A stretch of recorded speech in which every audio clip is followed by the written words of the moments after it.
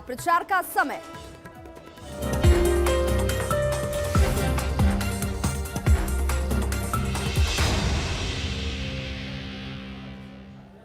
नमस्कार, सुबह के 10 बजने वाले हैं और ये वक्त है अपना बिहार का। मैं हूं आपके साथ विभा उपाध्याय। 30 अक्टूबर की तारीख करीब है और इस दिन बिहार की 2 सीटों पर मतदान है। कुशेश्वर स्थान और तारापुर में नेताओं का जमावड़ा लगना शुरू हो चुका है और चुनावी प्रचार के रंग भी साफ दिखने लगे हैं।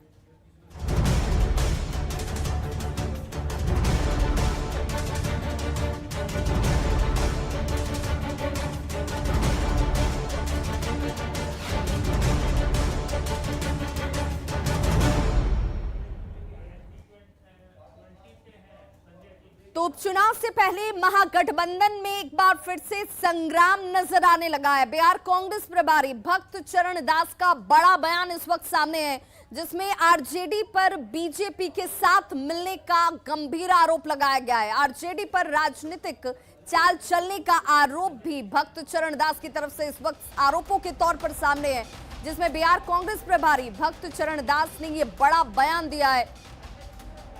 आरजेडी पर बीजेपी के साथ मिलने का आरोप लगाया गया है। कांग्रेस नहीं तो आरजेडी किसके साथ? भक्त चरण दास का यह सवाल भी है। किसके साथ मिलकर आरजेडी की राजनीति इस वक्त? और भक्त चरण दास ने यह तमाम गंभीर आरोप महागठबंधन के साथ आरजेडी के ऊपर लगाए हैं। और दोनों ही सीटों पर देखिए 30 अक्टूबर को चुनाव है और चुनाव से पहले यह बड़ा बयान भक्त चरण दास की तरफ से सामने। विचारधारा से लेफ्ट आरजेडी और कांग्रेस का एक था, उस विचारधारा से आप हट गए हो तो आपका समझौता किससे हुआ है? आप 19 विधायक का समर्थन जरूरत नहीं है तो किसका समर्थन आपको प्राप्त है? सरकार बनाओगे तो हमारा 19 का समर्थन चाहिए था ना। एक जीतता तो 20 आपका होता ना। तो आप ऐसा क्यों किया? इसके पीछे कोई राजनीतिक चाल जरूर है, इसमें कोई एक है जो आप खुल कर नहीं कह पा रहे हो। अब चुनाव के बाद कोई आपका साजिश हो सकता है कि आप उनके साथ जाओगे। जिस ताकत के खिलाफ हम सब लोग एक हुए थे उस शक्ति के साथ आप जाने वाले हो, यह स्पष्ट होता है। आपका इशारा बीजेपी की तरफ है कि आरजेडी बीजेपी से हाथ मिला सकती है या पर्दे के पीछे बातचीत करने की वजह से? मेरा सवाल फंडामेंटल है कि मेरा 19 एमएलए को आपने जब जरूरत नहीं है तो किसका जरूरत आपको है? ये तो चुनाव राजनीति है, गणित की बात है। तो और दूसरा किसका तो होगा, वो कौन हो सकता है? आज के दिन जिस पार्टी के खिलाफ हम लोग सब एक हुए थे वो पार्टी हो सकता है। तो भक्त चरण दास के आरोपों पर आरजेडी ने जवाब दिया है। बिहार के बारे में नहीं जानते हैं भक्त चरण दास, ये कहा है मनोज झा ने। सिर्फ लुटिया डुबोने के लिए कांग्रेस के प्रभारी बने हैं क्या? कांग्रेस को आरजेडी के बारे में नहीं पता है? ये बड़ा बयान इस वक्त मनोज झा की तरफ से। और तेजस्वी के साथ मीटिंग के क्यों परेशान थे भक्त चरण दास जब ये मीटिंग की जा रही थी? और इन तमाम आरोपों पर अब देखिए आरोप प्रत्यारोप बयान के बाद पलटवार का दौर शुरू हो चुका है। आरजेडी और कांग्रेस में घमासान किस कदर बढ़ा हुआ है, इन बयानों से समझा जा सकता है तल्खी किस कदर बढ़ चुकी है। 2 सीटों पर कुशेश्वर स्थान और तारापुर, ये 2 सीटें हैं उपचुनाव की, लेकिन इन उपचुनाव की दोनों सीटों ने महागठबंधन के अंदर कितनी बड़ी दरार है, 2 बड़ी पार्टियों के बीच किस कदर मतभेद आ चुके हैं, ये तमाम चीजें जगजाहिर होती हुई।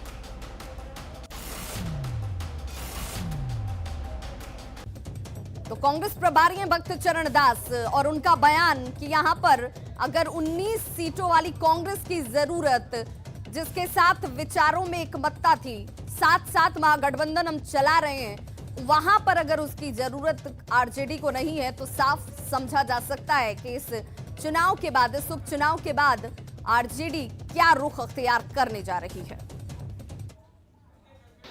हास्यास्पद और दुर्भाग्यपूर्ण इसलिए कि उनको ना बिहार के सामाजिक आर्थिक परिस्थिति की समझ है, ना यहाँ के राजनीतिक इतिहास की समझ है, ना लालू जी और राष्ट्रीय जनता दल की कुर्बानियों की समझ है। ऐसे कोई टिप्पणी फुहर ढंग से कर दे जिसको इस बात का अंदाज़ा ना हो कि हमने कितनी लड़ाइयाँ लड़ी हैं और किस प्रकार की प्रताड़नाएँ झेली हैं, तब उस पर आप ये टिप्पणी अपने लोगों से पूछिए।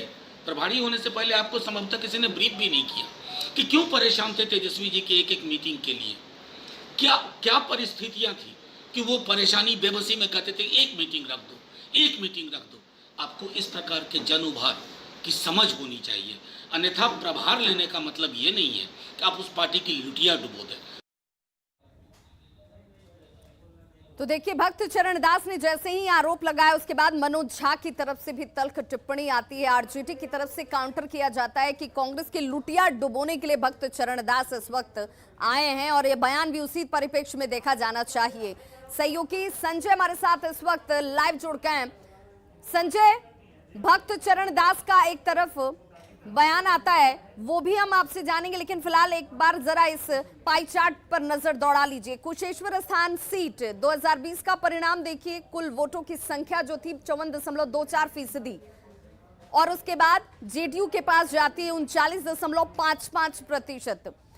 लेकिन अब की ये उपचुनाव की 2 सीटें जहां पर इस बार उपचुनाव होने वाला है, कुशेश्वर स्थान सीट जिसे लेकर कांग्रेस और आरजेडी के बीच घमासान मचा हुआ है, वहां पर इस बार का चुनाव बेहद रोचक, बेहद महत्वपूर्ण रहने वाला है। एक तरफ जेडीयू है जिसकी साख है यहां पर जुड़ी हुई, और दूसरी तरफ कांग्रेस और आरजेडी के बीच आगे का भविष्य महागठबंधन में किस तरीके से रहने वाला है वो भी इस सीट से साबित होगा। तारापुर सीट पर भी एक बार नजर दौड़ा लीजिए। 2020 के परिणाम में क्या कुछ वोटों की प्रतिशत थी? 55% वोट कुल यहां पर पड़े थे, जिसमें जेडीयू के पास 36.93% वोट गया था। आरजेडी के पास देखिए क्या कुछ वोटों के परसेंटेज के तौर पर सामने है, और ये वो तमाम आंकड़े हैं जिन आंकड़ों के बाद अब बिहार की राजनीति जो इस वक्त बेहद गरमाई हुई है इन 2 सीटों पर जहां उपचुनाव होने वाले हैं 30 अक्टूबर को। हमारे सहयोगी संजय हमारे साथ इस वक्त लाइव जुड़ गए हैं। संजय, भक्त चरण दास ये कहते हैं कि इस चुनाव के बाद आरजेडी बीजेपी के साथ जा सकती है, ये बीजेपी आरजेडी के साथ होगी, ये नजर आता है। हालांकि इसे लेकर अब आरजेडी काउंटर ये कहती है कि भक्त चरण दास जो है वो कांग्रेस की ही लुटिया डुबोने के लिए आए हुए हैं।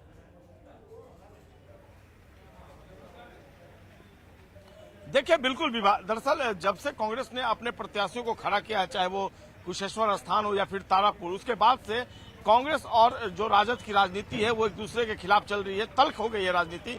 और जब भक्त चरण दास पटना भी आए थे तो तमाम तरह के उन्होंने सवाल उठाए थे। उन्होंने कहा था कि जब गठबंधन हुआ था तो लालू प्रसाद यादव से उनकी मुलाकात हुई थी, और जब बिहार प्रभारी बने थे तो उन्होंने कहा था कि महागठबंधन को बिहार में मजबूत करना है और हम लोग मिलकर मजबूत करेंगे। लेकिन क्या उनका यह भी कहना था कि कांग्रेस के पास महज 19 विधायक हैं और 19 विधायक के भरोसे वो बिहार में सरकार नहीं बना सकते हैं, मुख्यमंत्री राजद का ही होगा। और लेकिन इस मुख्यमंत्री बनने में कांग्रेस की भूमिका भी महत्वपूर्ण होगी, क्योंकि 19 विधायक कांग्रेस के साथ हैं। तो क्या अब राजद को कांग्रेस का साथ नहीं चाहिए? क्या वो किसी ऐसे पार्टी को, उन्होंने खुलकर भाजपा का नाम तो नहीं लिया, लेकिन उन्होंने कहा कि क्या राजद को अब कांग्रेस के बजाय दूसरी पार्टियों का समर्थन हासिल करना है, किसी बड़े पार्टी का साथ लेना है? तो तमाम तरह के आरोप जो थे वो भक्त चरण दास ने लगाए थे। उन्होंने कहा था कि कांग्रेस को इग्नोर कैसे भला राजद कर सकती है, जबकि उसके पास 19 विधायक है, और 19 विधायक, आज एक एक विधायक का महत्व बिहार में जिस तरीके से एक एक सीट के लिए फाइट हुआ था, तो ऐसे में राजद इग्नोर कर रहा है। इसके बाद जो राजद के नेता हैं उनका भी तल्ख बयान आया था। और देखिए, भक्त चरण दास प्रभारी हैं यहाँ पर कांग्रेस के बिहार में, लेकिन उनके इस बयान को बड़े परिप्रेक्ष्य में क्या कांग्रेस के बयान के तौर पर, केंद्रीय नेतृत्व के बयान के तौर पर देखा जाए?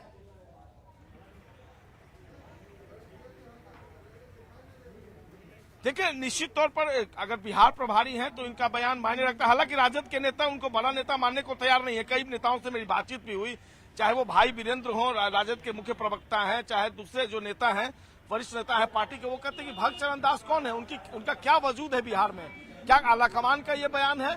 भक्त चरण दास को मानने को तैयार नहीं। लेकिन ये राजनीति है, अंडर प्रेशर की राजनीति अपना रहे हैं, चाहे वो राजद के नेता हों या कांग्रेस नेता हो, प्रेशर टैक्टिक्स के हिसाब से वो बयान देते हैं। और वो उन्होंने कहा भी कि जो भक्त चरण दास का बयान है, लेकिन भक्त चरण, अगर कांग्रेस के नेताओं ने बिहार में 2 प्रत्याशियों को खड़ा कर दिया है तो इसमें आलाकमान को कहीं न कहीं वो कन्विंस करने में वो सफल रहे हैं। और ऐसे में भक्त चरण दास का ये जो बयान है, निश्चित तौर पर ये कांग्रेस का लेकिन इस बयान की तल्खी के बाद संजय होगा क्या?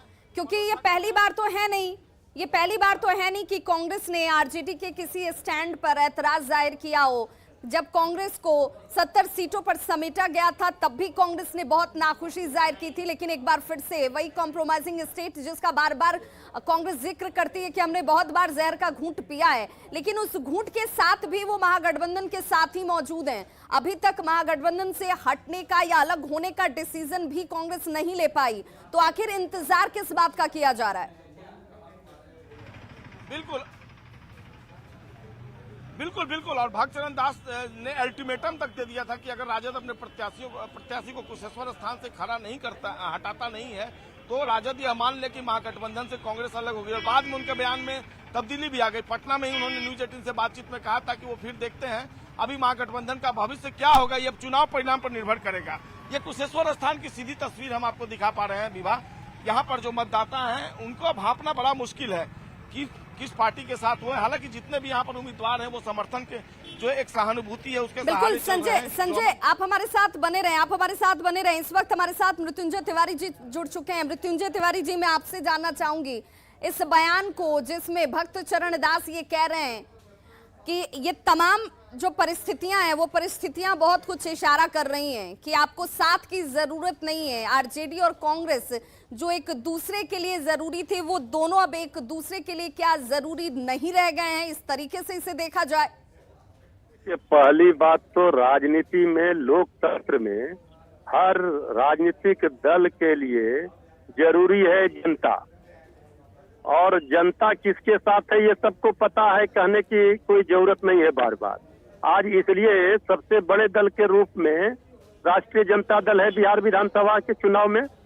सबको जमीनी हकीकत समझनी चाहिए, सरजमी पर किनकी कितनी हैसियत है, कितनी औकात है। अगर कोई बीजेपी के भक्ति में और जो जनता आस लगाकर बैठी है कि मुक्ति मिलेगी इस डबल इंजन की जो नकारा और निकम्मी सरकार है उसमें कोई बाधक बनेगा तो जनता उस दीवार को भी तोड़ेगी। कांग्रेस सीधा आपसे सवाल पूछती है कि आपको एक सीट बहुत जरूरी लगती है, कुशेश्वर स्थान सीट, लेकिन क्या 19 सीटें जो कांग्रेस के साथ आपके साथ इस वक्त महागठबंधन में है, क्या उसका कोई महत्व नहीं है? क्या उसका कोई औचित्य नहीं है? क्या उसके सम्मान की बात आपको नहीं करनी चाहिए? सभी कांग्रेस पार्टी के सम्मानित नेताओं को अपने राष्ट्रीय अध्यक्षा सोनिया गांधी जी, श्री राहुल गांधी जी, इन लोगों से बात करना चाहिए, पूछना चाहिए। और जो बिहार के प्रभारी हैं उनसे बात करने के बाद नेता प्रतिपक्ष तेजस्वी यादव जी ने कई बार कहा कि हमने उम्मीदवार दिए। इसके बावजूद अगर कांग्रेस इसी तरह के सुर और ताल और राग अलापते रहेंगे, इससे कोई फर्क नहीं पड़ता है। कांग्रेस अपना नुकसान करेगी। एकमात्र बिहार में ही कांग्रेस नहीं लड़ती है, हम सिर्फ बिहार में लड़ते हैं।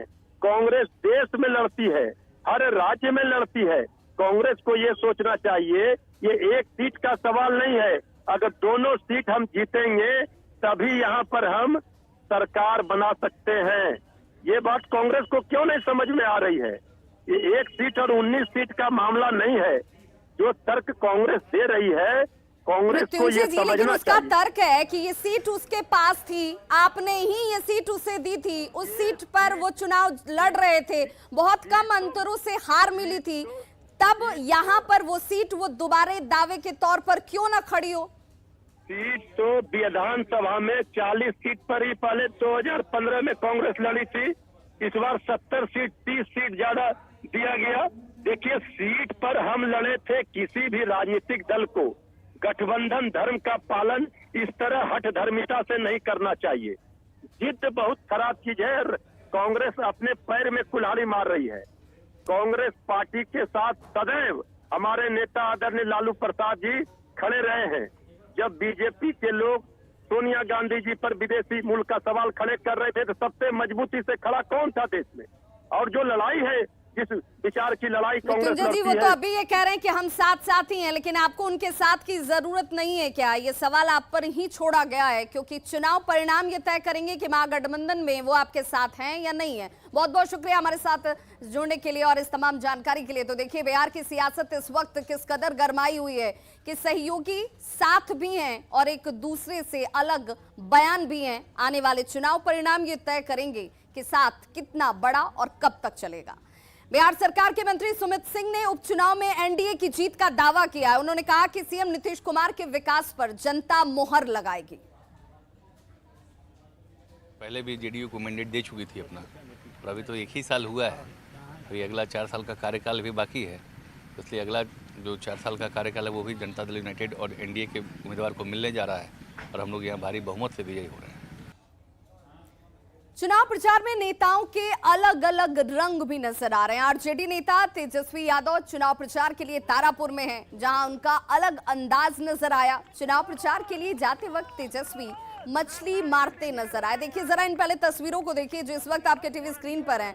तेजस्वी यादव का ये अलग अंदाज, और चुनाव में राजनीति में हर अंदाज के मायने हैं। और बिहार की सियासत की जब बात हो तो ये अपने आप में खास हो जाता है, दिलचस्प हो जाता है। लालू प्रसाद जो अपने अनोखे अंदाज के लिए जाने जाते हैं, उन्हीं के सुपुत्र हैं तेजस्वी यादव। और इस वक्त उपचुनाव की ये दोनों सीटें कितनी खास हैं, और उस खास चुनाव के मद्देनजर तेजस्वी यादव इस वक्त देखिए तस्वीर में जहां पर मछली मारते हुए कुछ बच्चों के साथ नजर आ रहे हैं। इसी दौरान उन्होंने अपना काफिला यहां पर रोका, खुद भी बच्चों के पास पहुंचते हैं, बंशी लेकर खुद मछली पकड़ने लगे।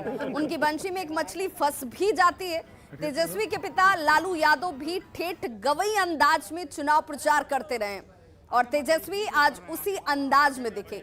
बिहार में 2 सीटों पर 30 अक्टूबर को उपचुनाव, और मुकाबला कांटे का माना जा रहा है।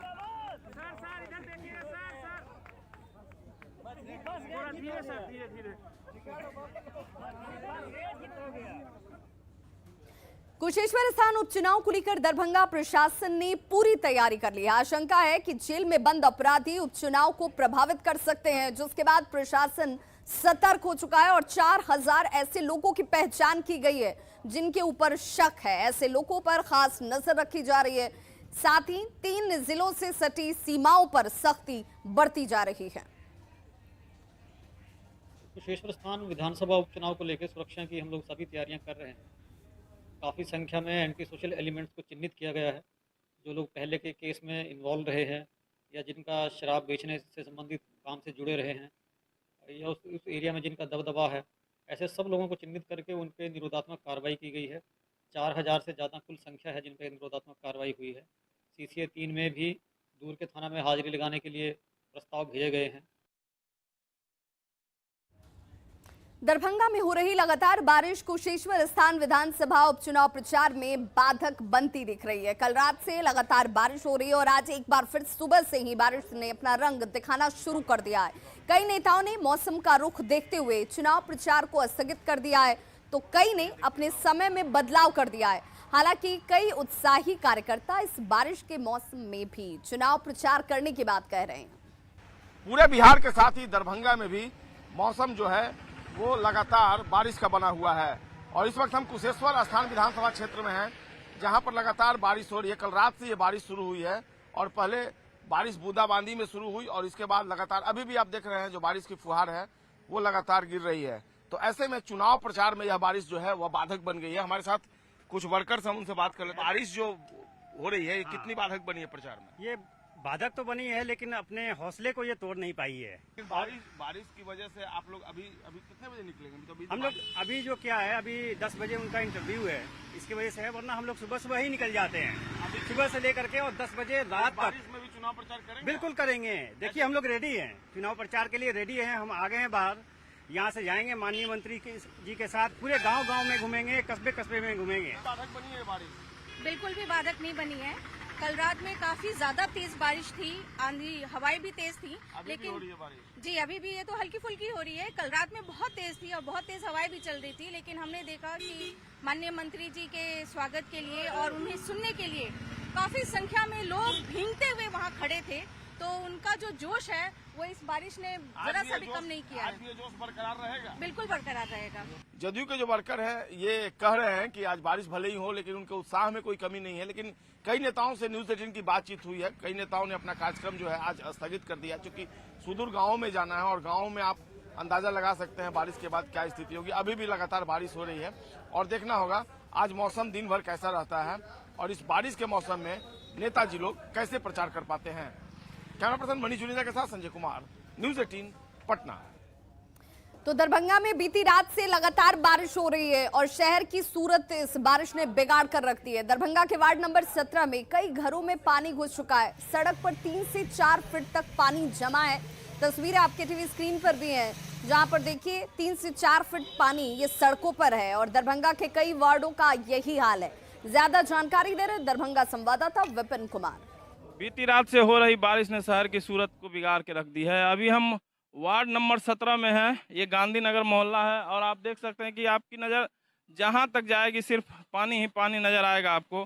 ये हाल जो है हर बारिश में हो जाता है। इस मोहल्ले का जल जमाव इतना होता है कि घर के अंदर तक पानी जो है प्रवेश कर जाता है। तो ये वार्ड नंबर मोहल्ले का हाल ही नहीं, अमूमन जो है 48 वार्ड में बारिश का पानी जो है जल जमाव हो जाता है। बीती रात जो बारिश हुई है उसका असर है। एक स्थानीय क्या है, हमारे मोहल्ला की बहुत बुरी स्थिति है और ये स्थिति आज की नहीं है। नगर निगम द्वारा उदासीन रवैया जो अपनाया जा रहा है जिला प्रशासन के द्वारा, इसका खामियाजा यहाँ की जनता भुगत रही है। आज रात क्या हुआ? आज रात जो लगातार बारिश हो रही है ये बेमौसम प्राकृतिक आपदा थी। तो खबरों का सिलसिला लगातार जारी है। आप देखते रहिए न्यूज़ 18 बिहार झारखंड।